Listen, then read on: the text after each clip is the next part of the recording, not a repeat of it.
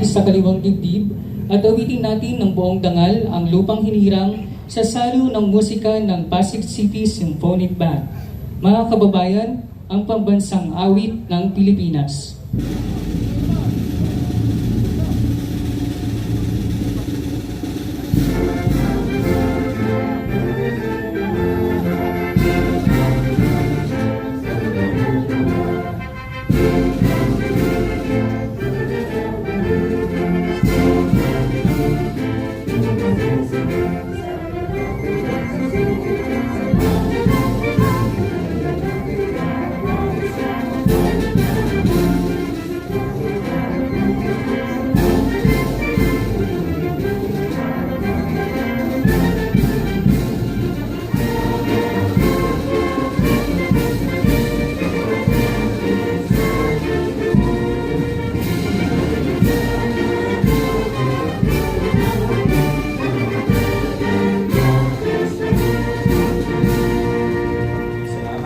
Magandang umaga po sa ating lahat, Vice Mayor Dodot, mga konsehal, sa mga kasama mula sa nasyonal at lokal na pamahalaan sa pamumuno ngayong flag raising ng ating Pasig Urban Settlements Office. Maraming salamat po sa inyo, Sir Rick and Company. Thank you very much. At nakikita rin natin ang magandang progreso ng mga proyekto ng puso. Yung mga proyekto na kasama ang engineering department para sa vertical housing natin, pero pati sa mga horizontal projects natin para sa local CMP natin. Di ba, ang polisiya natin, kung kaya naman i-award yung lupa na kinatitirikan ng mga bahay ng ating mga kapwa Pasigenyo, ba't hindi natin i-award?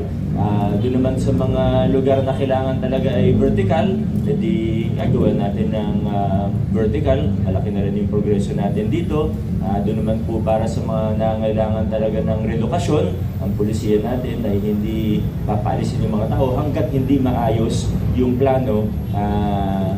Ideally, kung nililipatan na talaga, pero minsan merong on-site o kailangan na talaga gawin yung proyekto, ay ginagawa natin ng mga solusyon.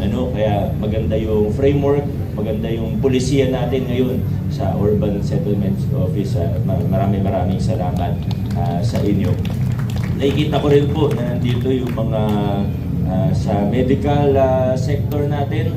Ang ating Pasig Hope Medical Center ay malapit-lapit nang matapos ang major upgrading and renovation po natin.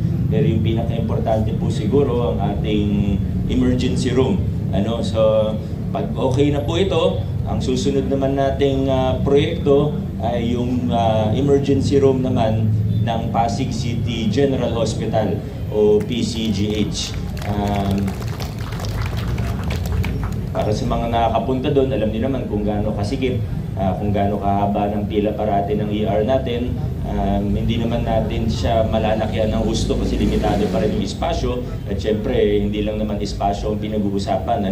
Pagka ospital lang pinag-uusapan. Kaya, pero may at least malalakihan ng konti yung ER ng PCGH pagkatapos magbukas muli ng Pasig Hope Medical Center. At sa susunod na taon, gaya nung nakita natin nung nakaraang annual investment program na-present na rin sa City Development Council para sa 2027, magkakaroon na rin tayo ng major upgrading and renovation ng PCGH. So ito yung mga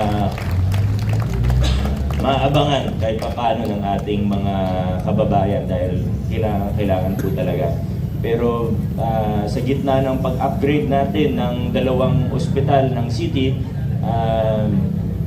napaka-importante rin po para hindi na kailanganin ng pangatlong ospital ng mga partnerships natin. Dalawa po. Una, partnerships sa pribadong sektor, lalo na gumaganda na rin yung mga PhilHealth coverage. At ito talaga yung maaari nating sabihin na pundasyon ng universal health coverage o universal health care.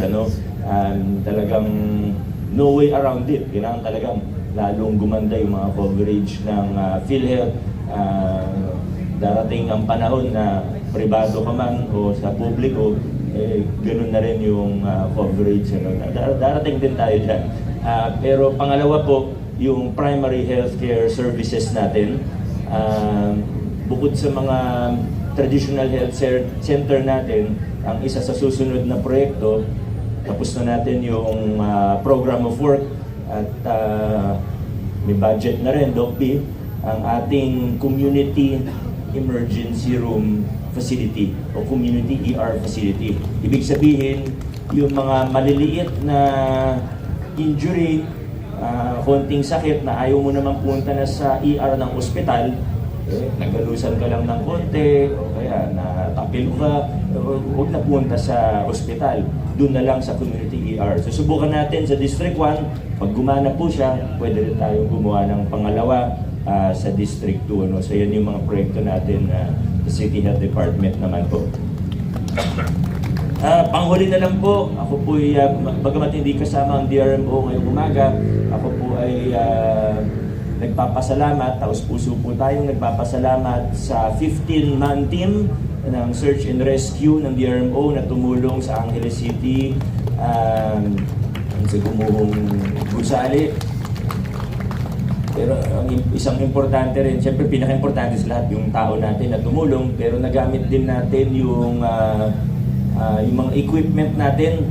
Actually, yun talaga yung ni-request sa atin. Ano, bukod sa tao, ni-request talaga na dalhin natin doon yung mga equipment natin. Kabilang po sa dinala nating equipment doon ay yung life detection equipment natin at talagang nakatulong. Ano.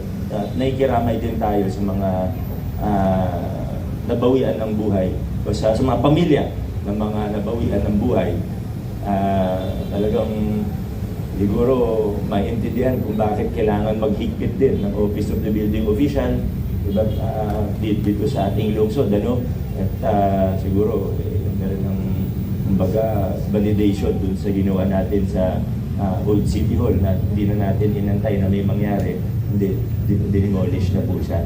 So again, salamat sa 15-man team ng DRMO at sa buong DRMO office sa buong DRMO office natin sa pagtulong sa Angeles City. Yun lamang po. Maraming salamat sa inyong lahat.